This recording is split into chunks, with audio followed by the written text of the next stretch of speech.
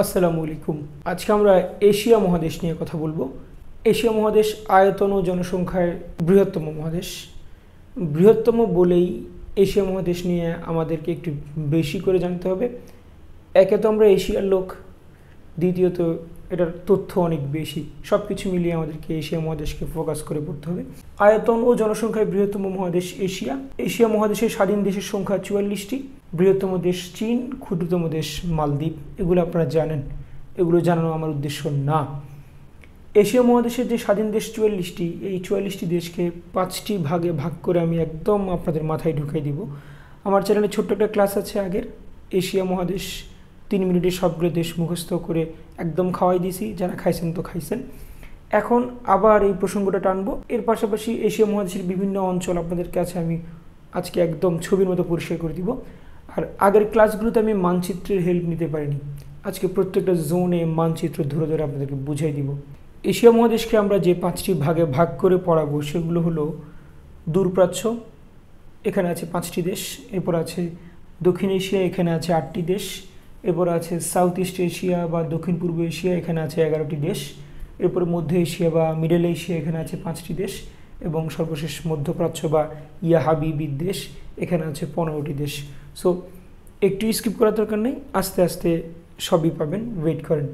Asia মহাদেশকে মানচিত্র দেখানোর আগে আগে আমরা এশিয়া মহাদেশের গুরুত্বপূর্ণ ওয়ান লাইনার তথ্যগুলো জেনে নেই। কী কী আছে এখানে। এশিয়ার সর্বশেষ স্বাধীন দেশ পূর্ব তিমুর।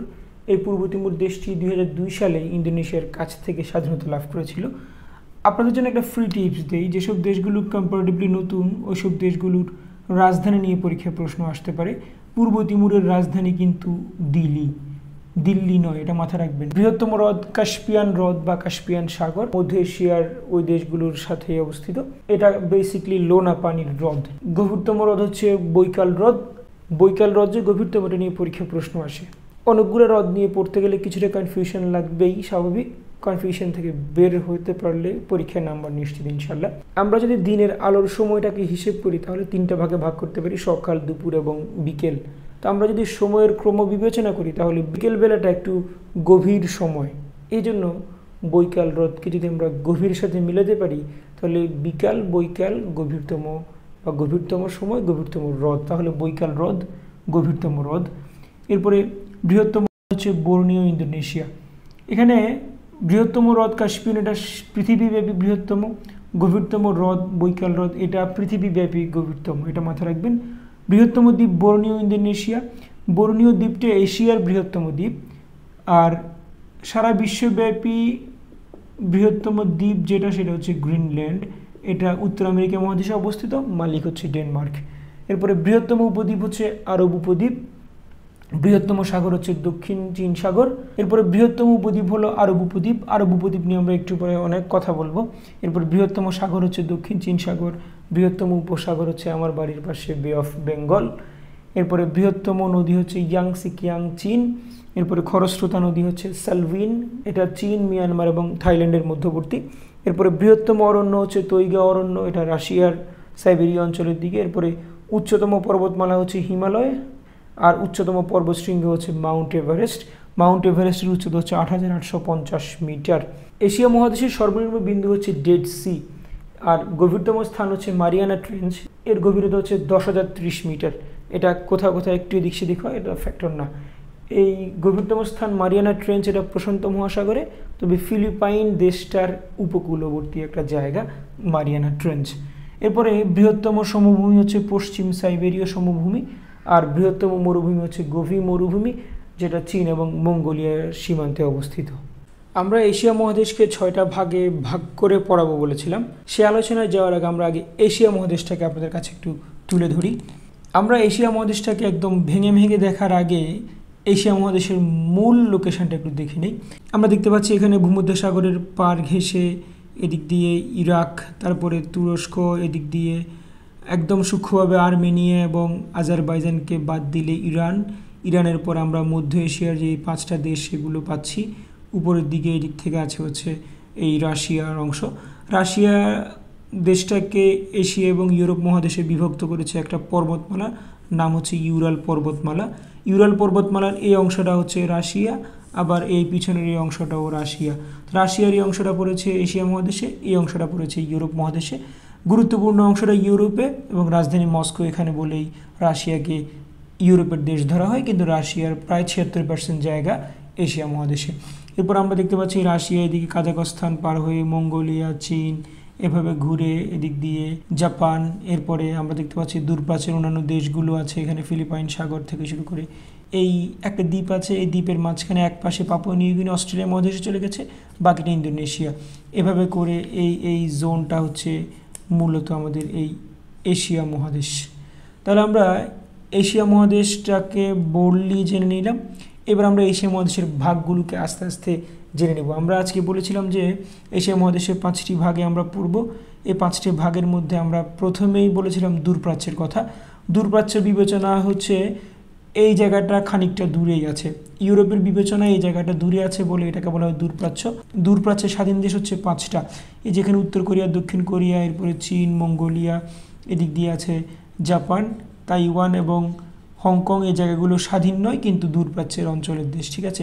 তাহলে এই যে দেশ, এই দেশগুলো হচ্ছে দূরপ্রাচ্যের দেশ, এখানে আছে 5টি দেশ। এরপরে দূরপ্রাচ্যের নিচের দিকে দক্ষিণ পূর্ব এশিয়া, দক্ষিণ পূর্ব এশিয়াতে আছে 11টা দেশ।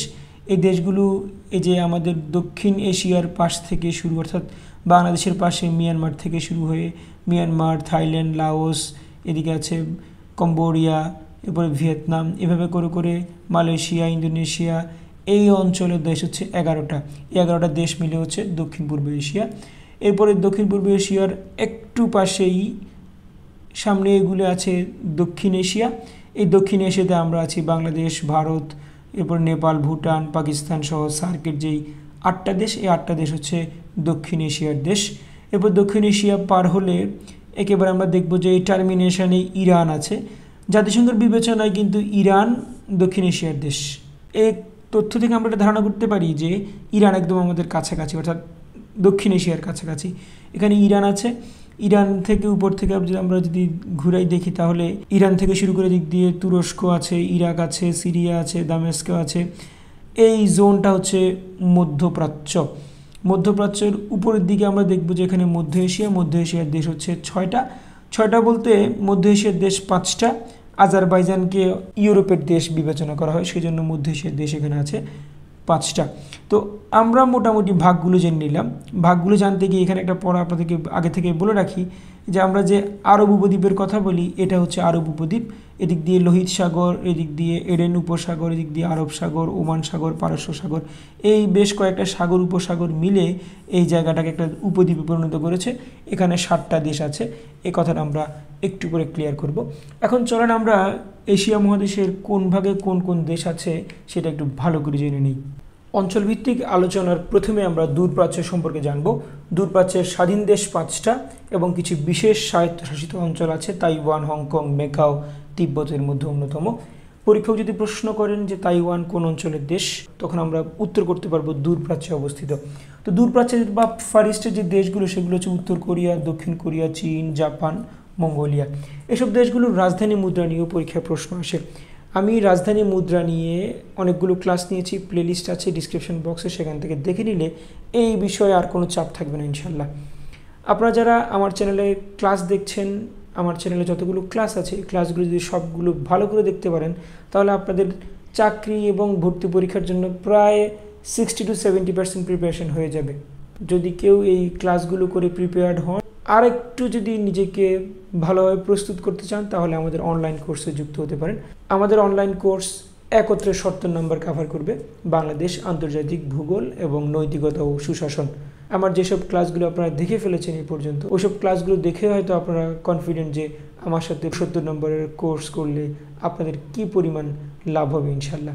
সো আমাদের কোর্সে যুক্ত হতে চাইলে আমাদের এই সংশ্লিষ্ট নাম্বারে আমাদের সাথে হোয়াটসঅ্যাপে কথা বলুন, নতুবা ওভার ফোনে কথা বলুন। দূরপ্রাচ্যের যে 5টা দেশের কথা বলেছি সেই দেশগুলোর শুরু এখান থেকে। এটা হচ্ছে মঙ্গোলিয়া, এটা হচ্ছে চীন, এরপর আছে এখানে উত্তর কোরিয়া এবং দক্ষিণ কোরিয়া।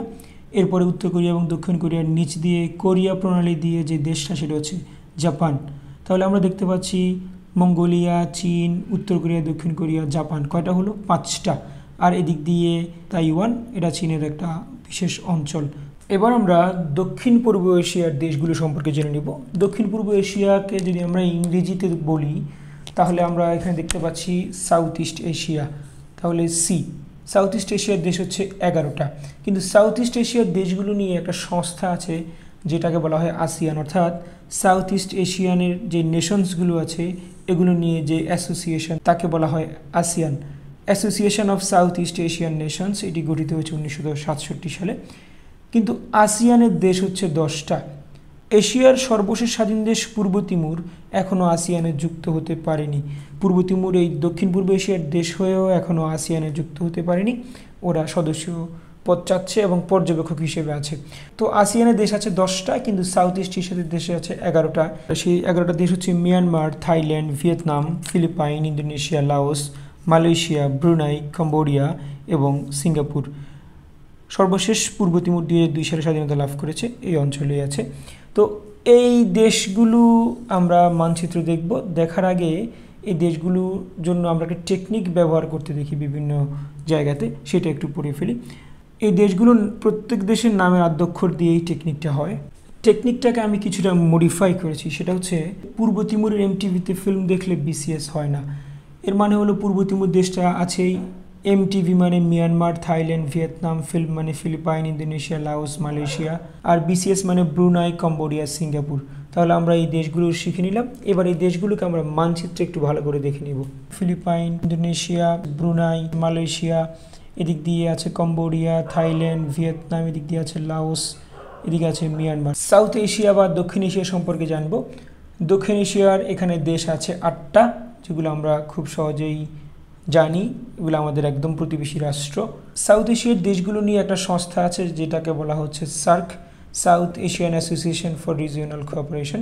এটা অ্যাকচুয়ালি আসিয়ানকে দেখেই ফর্মিং করার একটা সিদ্ধান্ত নেওয়া হয়।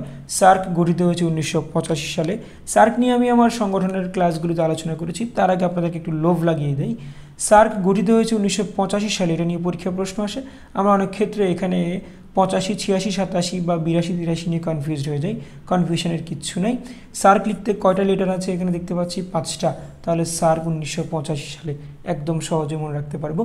এরপরে সার্কের যে 8টা দেশ, সেই 8টা দেশ আরও সহজে মনে রাখা যায়, সেটা হচ্ছে একটা টেকনিক দিয়ে, সেটা হলো নিপা এমবিবিএস। অর্থাৎ সার্কের মেয়ে বা দক্ষিণ এশিয়ার মেয়ে নিপা এমবিবিএস, এই কথাটা বলবো।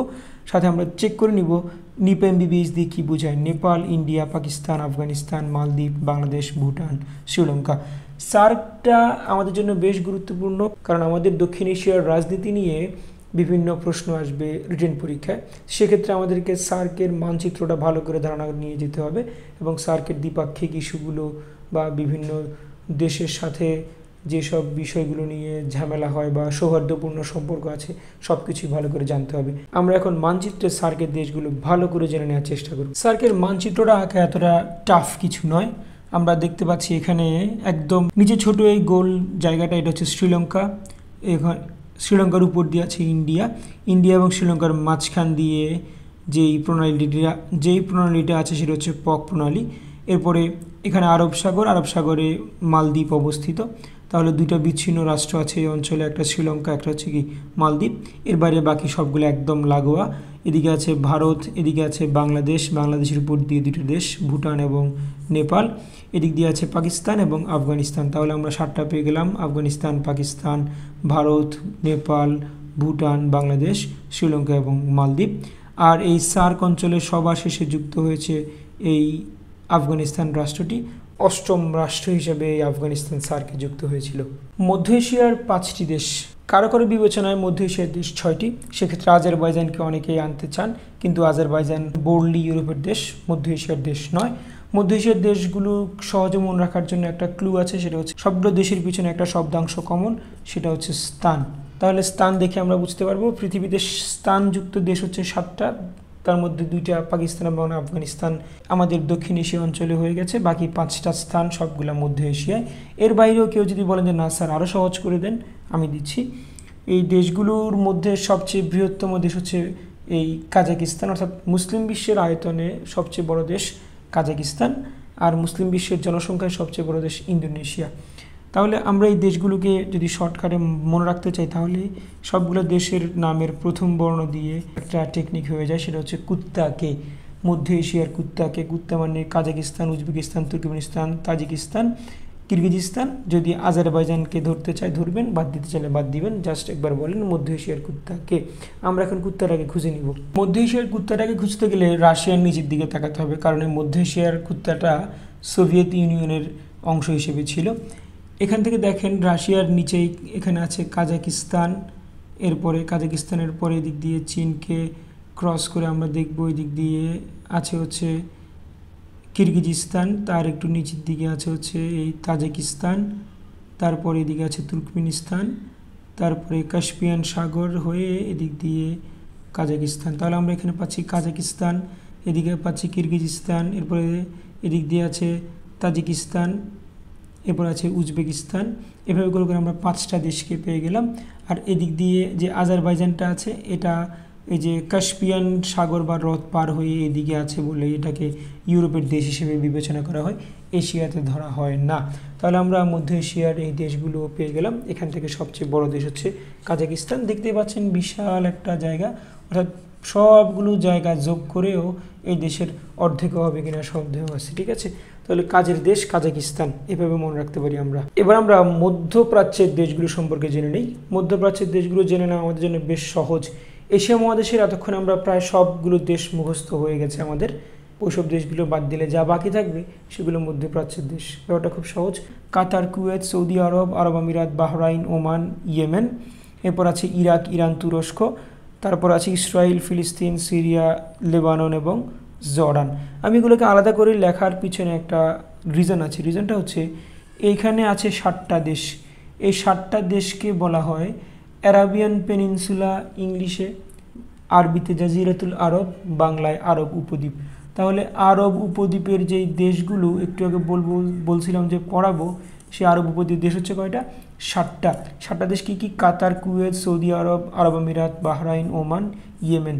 এগুলো মনে রাখার টেকনিক এখনও দিচ্ছি না, একটু পরে যখন জিসিসি বা গালফ কোঅপারেশন কাউন্সিল আলোচনা করব তখন একত্রে মিলিয়ে দিব। এরপর আসেন ইরাক, ইরান, তুরস্ক।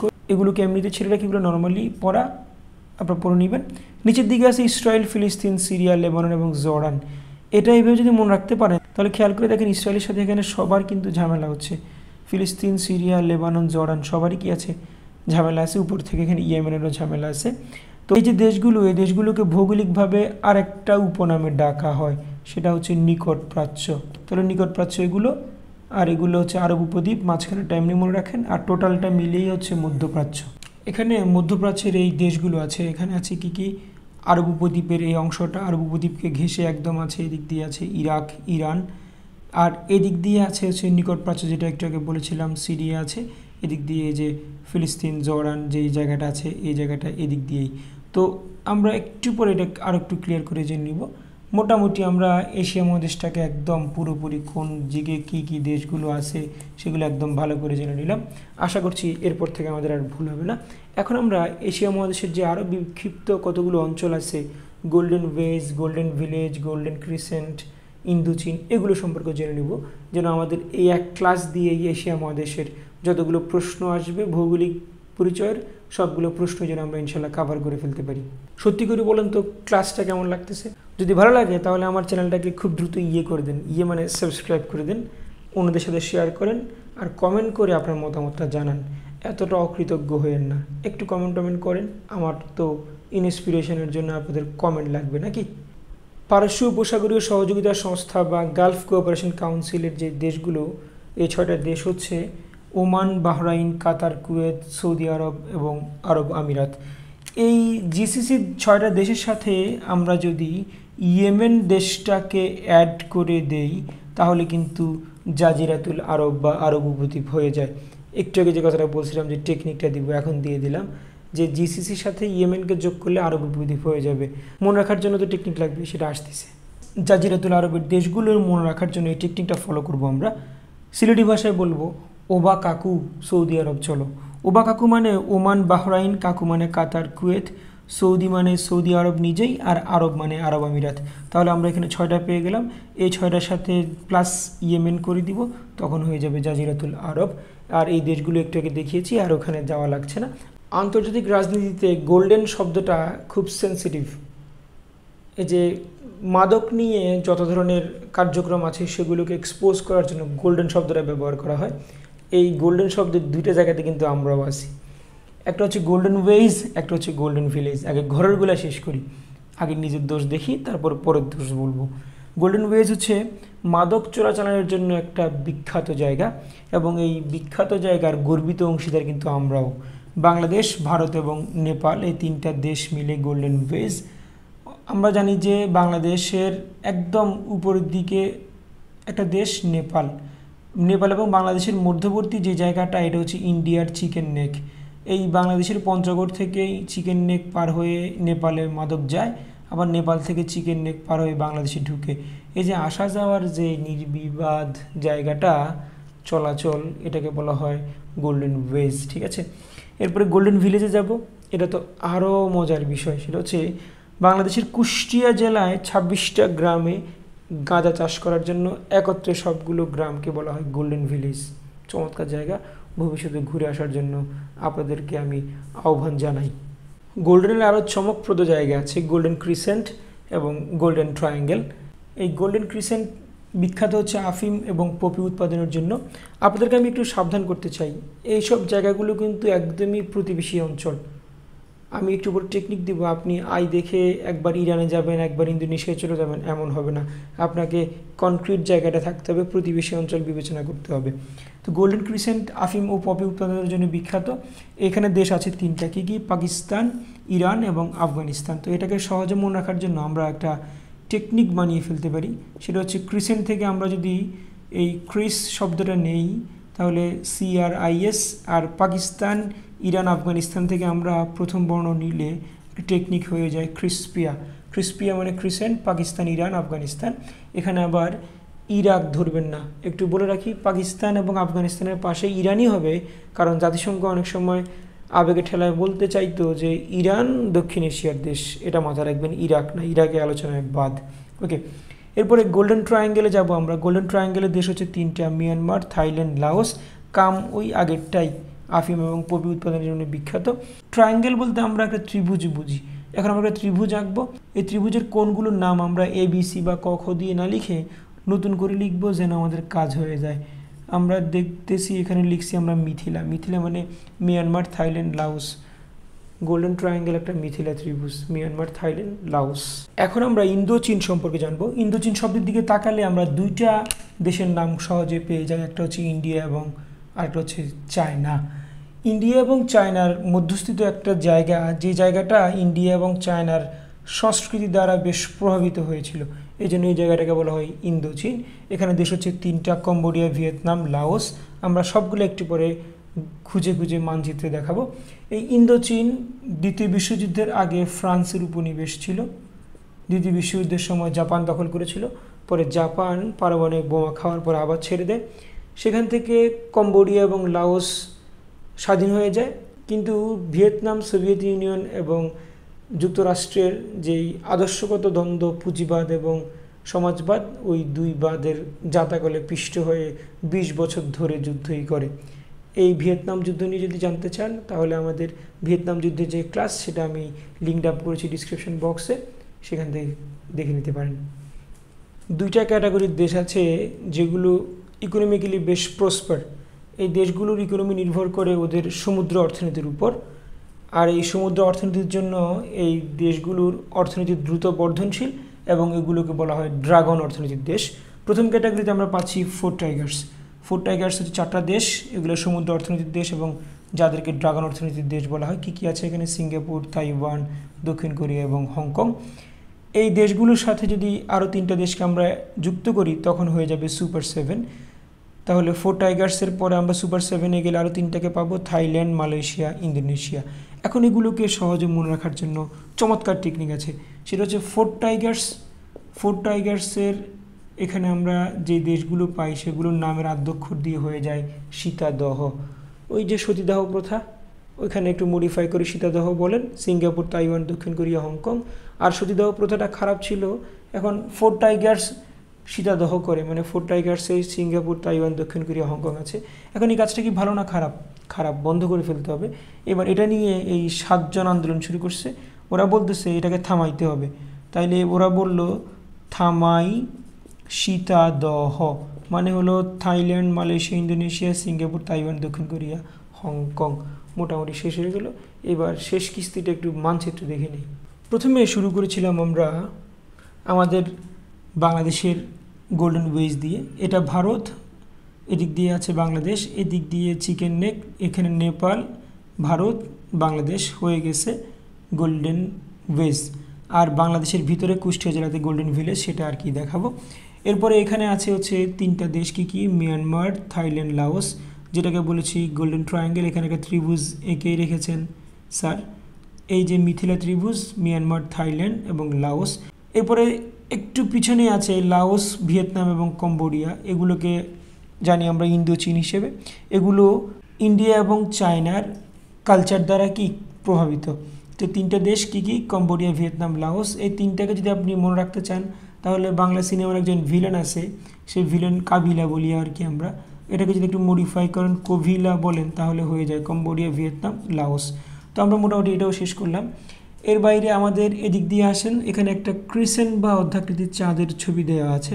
এখানে দেশ 3টা, একদিক থেকে আছে পাকিস্তান, এদিক থেকে আছে আফগানিস্তান, এদিকে আছে ইরান। পাকিস্তান, আফগানিস্তান, ইরান, এই 3টা জায়গা মিলে যেই অঞ্চলটা, সেটা হচ্ছে গোল্ডেন ক্রিসেন্ট। এখানে অবশ্য মাদক, আফিম, পপি উৎপাদনের জন্য বিখ্যাত। এরপরে আমরা 4 টাইগার্স নিয়ে কথা বলি। 4 টাইগার্স বলেছিলাম যে দ্রুত বর্ধনশীল যে অর্থনৈতিক দেশগুলো, এগুলো মেইনলি সমুদ্র অর্থনীতির উপর নির্ভর করছে। এই দেশগুলো এই দিক দিয়ে আছে, যে এখানে আছে তাইওয়ান, এরপরে এর নিচের দিক দিয়ে আছে সিঙ্গাপুর। এভাবে করে করে এই দেশগুলো, এই অঞ্চলের দেশগুলোকে বলা হয় হচ্ছে 4 টাইগার্স। 4 টাইগার্সের সাথে আমরা যদি জাপান, ইন্দোনেশিয়া, থাইল্যান্ডকে যুক্ত করি, তাহলে থাইল্যান্ড, ইন্দোনেশিয়া এবং জাপান এগুলো সহ যদি পুরো বেল্টটাকে হিসেব করি, তাহলে হয়ে যায় হচ্ছে সুপার 7। তো প্রিয় ভাইয়া, আপু, আমার স্টুডেন্টরা, আমার সাথে সাথে আপনারাও মনে হয় এশিয়া মহাদেশকে একদম প্যাকেট করে ফেলছেন।